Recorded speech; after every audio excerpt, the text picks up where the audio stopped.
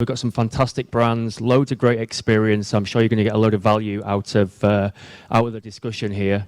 So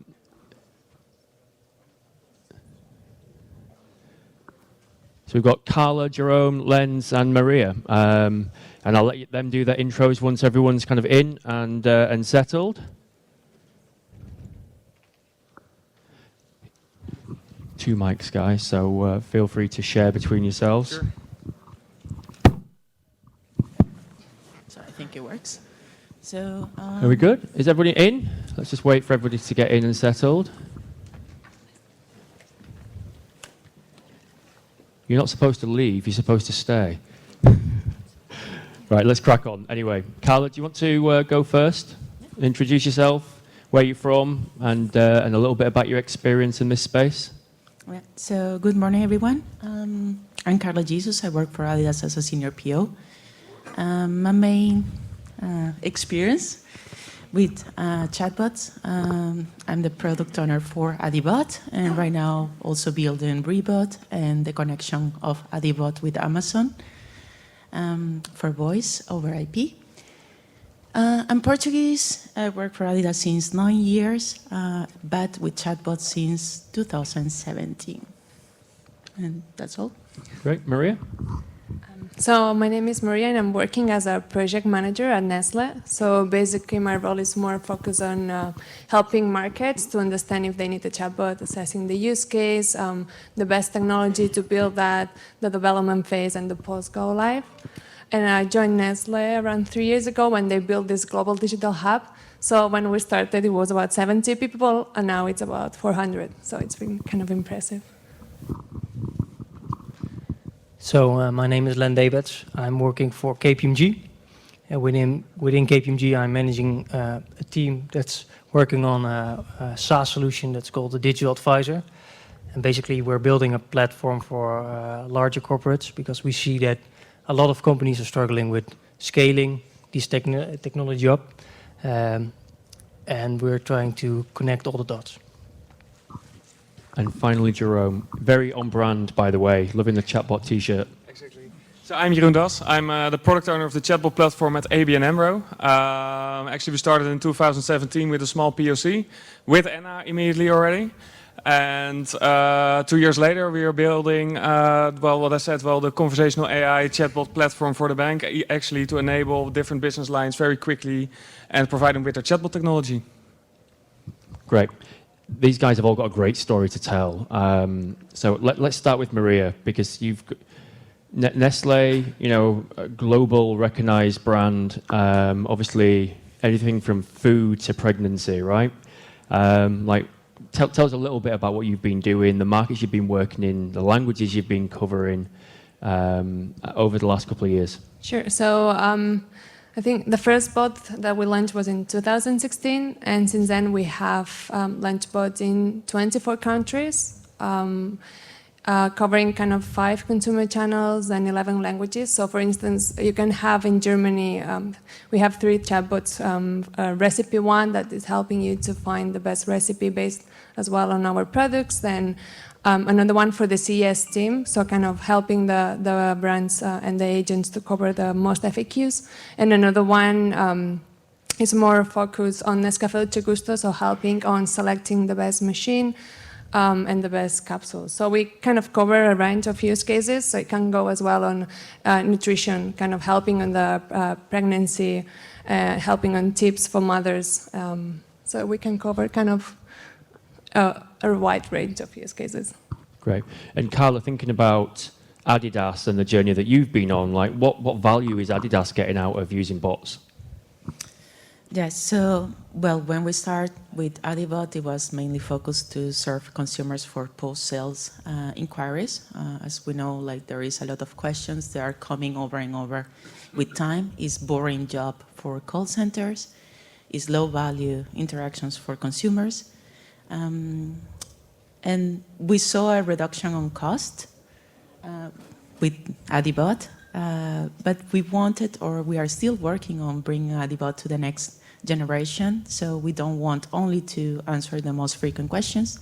We also want to use Adibot as the rep when you go, for example, to a store, you always have a rep helping you to decide what is the best product, and if you have any questions or if you have any problem with the payment, whatever it is, there is a human being there. So we thought, how do you do that in online, right? So if we see online is the most important store that we have right now within Adidas, and how do we give the interaction of the human interaction to the consumer when they have a problem in a one-on-one conversations without driving ourselves in a huge amount of cost by hiring a lot of people trying to get to all the consumers. So that's where we're now, that's the direction that we are going with Adibot, is to have a one-to-one interaction with the consumers, personalized 24/7, and in any type of questions that the consumer have that a machine can actually help. Does that answer your question? Great. No.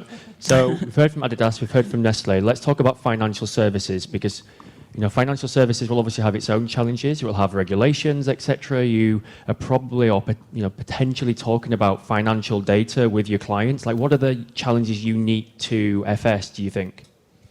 Well, I think you point out well that we, of course, have to deal with a lot of the regulations, but there are ways of dealing with it. I mean, of course, we can't just sign up with a third party and use their cloud and to discuss with the customers a lot of personal data. But that's something you have to deal with. So basically, we look for a combination of making use of third parties' capabilities, but make sure that all the privacy-sensitive information for GDPR compliance, that kind of stuff, that it remains on-premise.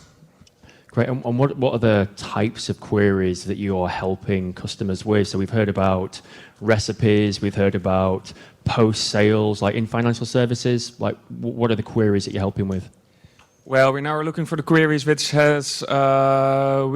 generate a lot of volume. So the more generic questions which the people typically ask a bank once they're trying to execute the services themselves.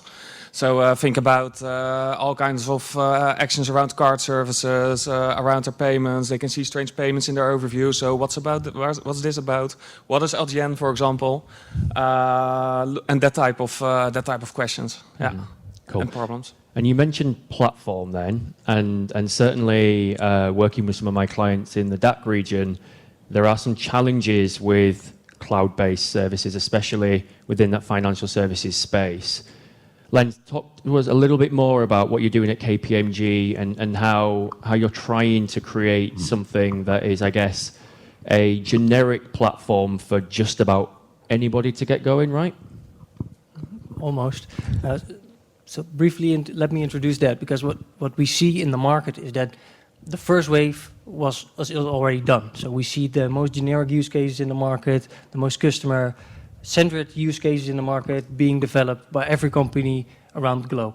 So we have the retail bots, the pregnancy bots, but that's the case. That was the last years. Every company was focusing on these use cases, and now you see the second wave is coming. All the companies are focusing on internal use cases as well. So how can we use legal knowledge to help our internal organization? How can we do internal IT support? And that becomes a challenge for companies because they now have multiple use cases to manage. So in order to scale this, you have multiple vendors, you have multiple AI systems, you have multiple SMEs, like people who really know the context of those bots. You see a lot of integrations with systems like SAP or Oracle. And this keeps on building because this is not something that goes away for companies. And I think that's why Jeroen is building it for ABN AMRO themselves, because they see this as well. This is growing, keeps on growing. And we try to do this for companies on a larger scale in order to leverage the power as such. Cool. Just a show of hands from the audience. Who's actually already on the chatbot journey? Show of hands. Who's already deployed, is actively involved in a chatbot deployment for the business that they work in? Okay, so what, 5, 6, 7, 8? Okay, cool. Who actually believes that the business is looking at chatbots, so it's something that in the future it's an avenue that they're going to maneuver down? Okay, so most people are seeing where there's value. I'm probably going to touch on that point now, right? So let's talk a little bit about KPIs. Let's talk about benefits. So there's obviously always going to be the financial benefit. You know, if you've got an agent who takes, it's €3 a contact versus a chatbot that is 3 cents a contact, significant financial upplay there. But what are the other benefits? Like, has anyone got any great examples of where revenue's increased? I mean, I'm looking particularly at you, Cal, because I'm thinking, is there something in the Adibot where you are able to at least see a revenue uplift, perhaps, rather than just a cost outplay? Is there anything in what Adibot is doing that you think is relevant in that space? So currently we are still work in progress when it comes to sales. However, like we all heard all the patterns about a digital assistants, right? So when you go to a store, an online store, for example, and you don't find your right size, it's not only about chatbot, it's about automation. So how can we give the right size to a consumer using the information that we have from them? It might be a chatbot talking to the consumer, but it might be also your history with the company. And if you use artificial intelligence in the right way, you can collect the interactions that your consumer had with you. You can collect the communication that you had with the consumer. You can use the birthday date. You can use the likes and dislikes from social media.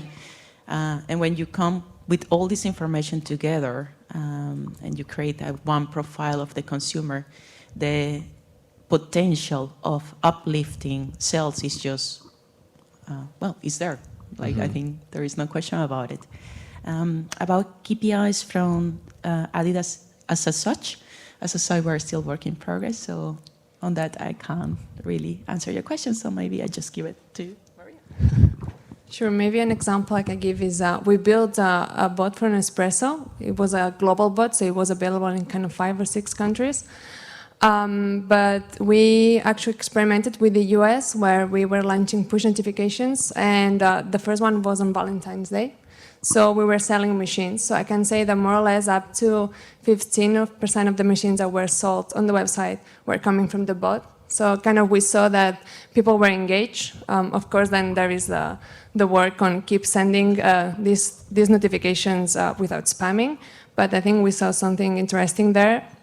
About KPIs itself, I think we are more focused now on understanding if we are doing a good job on the NLP performance, so understanding if the bot is actually classifying properly instead of just classifying the utterances, because this is something that I would say most of the platforms, and I'm pretty sure you've seen that as well, but are actually just classifying to the default intent instead of saying this should have been classifying to another one. So we are very focused on this and also merging sources from, merging analytics from several sources. So we're not just staying with the platform, but we're combining Facebook with custom metrics, with Google Analytics, and having kind of an overall view. Great, excellent. Okay, you briefly touched upon the team and optimization, right? So for anyone that's not already in this space, optimization of your bot is of utmost importance. It's never a one and done, right? You're basically putting something live, and then you are literally having a small team constantly reviewing that performance. Have you got any specific KPIs around that? Anyone? Containment, so the number of successful journeys a customer flows through. Have you got anything around the number of customers that are falling out? How about initial intent recognition? What are the KPIs that you have in around about that space or not? Yeah, so the current chatbots we are building are merely service-oriented. So that's all about actually being able to help a customer from end to end. So containment is one of the bigger topics to measure the performance of the bot on. And as well, of course, is that we also very interested in, of course, the accuracy of the bot. because one step deeper, you want to help the customer end to end, but if you don't meet your KPIs, basically, you want to look at the underlying KPIs. What could be the problem? So that can be the accuracy in the sense of false positives, true positives, etc. It can be the way our copywriters or dialect developers provided the answer that is not clear enough or not completely applicable to their situation. So basically, if you look to the top overall KPI, then you can look for containment or the amount of conversations or the amount of FTE you reduce in the contact center or calls you reduce in the contact center. But you need to be very well aware of all the underlying KPIs which you can actually measure and which actually provides you a lot of insights of where actually the potential is to improve your bot. Great. And Lens, do you have any particular KPIs specific to your platform, or is there any that you would recommend people are adopting on their chatbot journeys? The short answer there is it really depends on the use case. So what I see